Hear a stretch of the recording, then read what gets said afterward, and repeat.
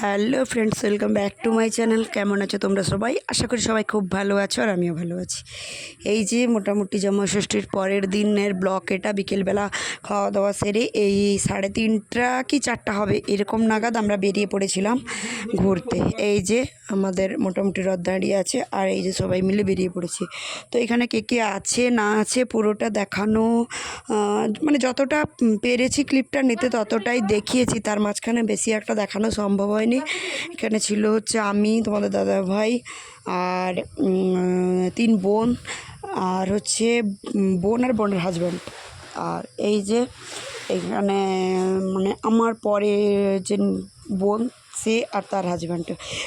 কোথায় গেছিলাম না গেছিলাম আর কি দেখলাম বা কতটা কি আনন্দ করলাম সেটুকু জানতে হলে বা দেখতে হলে পুরো ব্লগটার উপরই চোখ রাখতে হবে। আমরা এসে গেছিলাম একটা পার্কে। এটা ছিল একটা ছোটোখাটো পার্ক।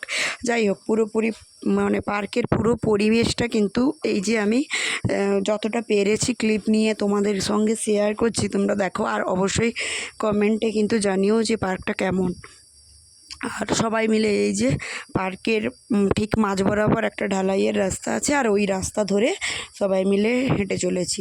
তারপরে খানিকটা যাওয়ার পরে একটা মানে এটা ঠিক পার্কের পরিবেশ বলা যায় না, মানে জঙ্গল টাইপের আছে, গাছগাছালি ভর্তি। ওই জায়গায় ওই ঢালাই রাস্তার উপর দাঁড়িয়ে মোটামুটি একটু আধটু ছবি টবি তোলা। আর বেশ বাতাস ওখানে দিচ্ছিল ওই সময়, ওই জায়গার বাতাসটা দুর্দান্ত মনোরম পরিবেশ ছিল। আর ওইখানে জাস্ট একটু মজা করা, দেখতেই পাচ্ছ যে সবাই মিলে মোটামুটি একটু ছবি টবি তোলা হচ্ছে, আনন্দ মজা হই হুল্লোড় এইসবই চলছে। আর তারই ফাঁকে এতটাই বাতাসের গতিবেগ ছিল যে মানে ক্লিপগুলো নেওয়ার সময় না ভীষণ ঝিলঝিল ভাব বা বাতাসের একটা শোঁ শোঁ বনবন আওয়াজ ছিল, যার জন্য বাধ্য হয়ে সাউন্ডটাকে অফ করতে হয়েছে। আর তারপরে সেদিক থেকে ঘুরে ফিরে মোটামুটি চলে এসেছিলাম। তারপরে ওই মানে পার্কের গায়ে ছিল একটা নদী, আর নদীর বিশাল বড় একটা চর ছিল। তো ভাবলাম অনেকক্ষণ পার্কে সময় কাটানো গেল, এবার নদীর চরে যাওয়া যাক। তো আসার পথেই দেখতে পেলাম যে একটা চিলড্রেন পার্ক, মানে বাচ্চাদের দোলনা, সিস, স্লিপার এসবই ছিল। আর মধ্যিখানে দেখা হয়েছিল এই যে কয়েকজন, ইনারা হলেন কোনো এক তরফের রিলেটিভ। তো যাই হোক, মানে দূর সম্পর্কের একজন মাসি আর 2 বোন, ইনাদের সঙ্গেই দেখা হয়েছিল। তো ইনাদের সঙ্গে গল্প গুজব করা হলো, ইনারাও তাদের বাচ্চাদের নিয়ে এসেছিলেন এখানে। আর তারপরে এই যে যে যার মতো করে, যদিও এইগুলো হলো মানে মেডস ফর কিড, তাও বড়রা ছাড়ছে না একটু। আমরা সবাই মিলে মোটামুটি দোলনা, শিশু, স্লিপার সবেই উঠেছিলাম আর সেগুলোতে ভীষণ মজা করছিলাম, যেমনটা হয় আর কি। আর মধ্যিখানে দেখো একটু পার্কের পরিবেশটাও তোমাদের দেখালাম।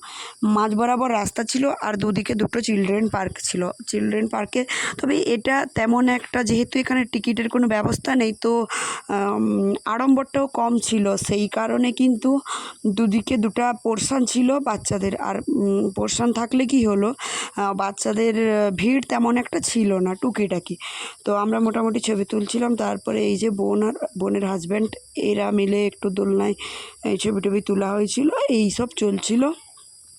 আর ভাবছিলাম তোমাদের সঙ্গে পুরোপুরি ওখানে আমরা কী ধরনের কথাবার্তা বা কীভাবে বসে মজা করছিলাম, কী ধরনের কথাবার্তা বলছিলাম, মানে শুধু আর কি আড্ডা হই হই রই রই চলছিল, সেটাও শেয়ার করব। কিন্তু প্রবলেম একটাই হয়েছিল যে এখানে মিউজিক চলছিল, আর মিউজিক চলার কারণে যদি আমি ভয়েসটা অ্যাড করি তাহলে কিন্তু কপিরাইট ক্লেম দেবে।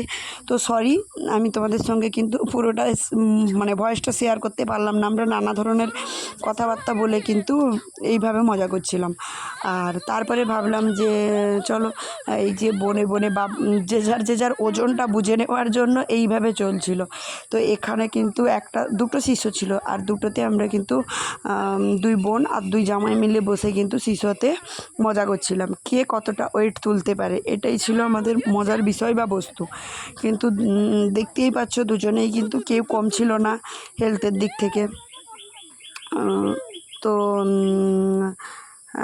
এটা দেখতেই পেলে একটা বাচ্চা শিশু আর কাছ দিয়ে একটা বাচ্চাও কিন্তু পুরোপুরি ক্রস করে গেল। আমরাও করছিলাম কিন্তু পুরো ব্লগটা নিয়ে আসতে পারিনি। আর এই যে ফোয়ারাটা কিন্তু বন্ধ ছিল, তবে পরিবেশটা বিকেলের দিকে জাস্ট ওয়াও লাগছিল। এই ফোয়ারার মধ্যে ছিল, আমি জুম করে অনেকটা নিয়েছিলাম, দেখতেই পাচ্ছ ওগুলো হচ্ছে ছোট্ট ছোট্ট কচ্ছপের বাচ্চা ছাড়া ছিল। কেন বা কী কারণে আমি জানি না, বা আগে কখনো দেখিনি এভাবে কোনো পার্কে গিয়ে যে এরকম কচ্ছপের বাচ্চাগুলোকে এইভাবে জলে দেওয়া হয়েছে বা কিছু আমি দেখিনি।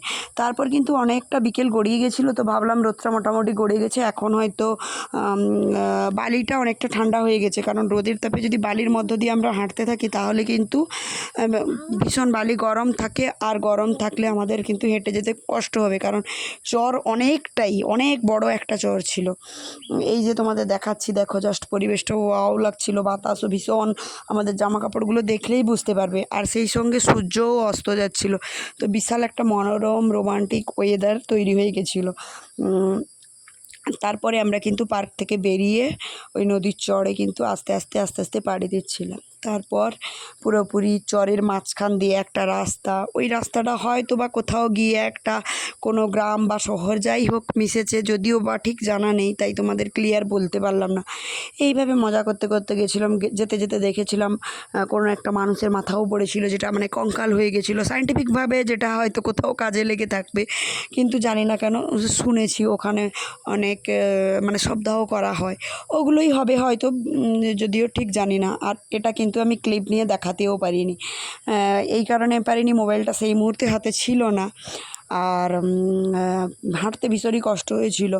আর এই যে দুজন সিকিউরিটি ছিল আমাদের পিছনে, এই যে সিকিউরিটি দুজন চলছে, আর সেই সঙ্গে আমরাও চলছি, যে যেভাবে পাচ্ছে সে সেভাবে ছবি তুলছে, সেভাবে মজা করছে, কারণ ওইটুকু করার জন্যই তো আমরা বেরিয়ে গেছিলাম, মজা করব। আর বিশেষ করে হচ্ছে এন্টারটেনমেন্টের মধ্য দিয়ে থাকলে কিন্তু আমরা গরমটাকে কাটিয়ে উঠবো। ওয়েদার যা ছিল, তাপমাত্রা যা ছিল, মানে অসম্ভব বাড়িতে থাকা, এমন একটা ব্যাপার হয়েছিল। ফটো তোলা, মাঝখানে ছোট্ট ছোট্ট নদীর চর, বালির স্তূপ দেখে মনে হয়েছিল যেন সত্যিই ছোটোখাটো হতে পারে এটা সুবর্ণরেখা নদী, কিন্তু মনে হয়েছিল যেন কোনো একটা বদ্বীপ। যাই হোক, ভয়েস দিতে দিতে তোমাদের সঙ্গে অনেক কিছুই শেয়ার করে ফেললাম। তারপরে ভাবলাম যে না, কিছুটা জল আপাতত পেরিয়ে যাওয়া যেতেই পারে, দিয়ে চলছিলাম।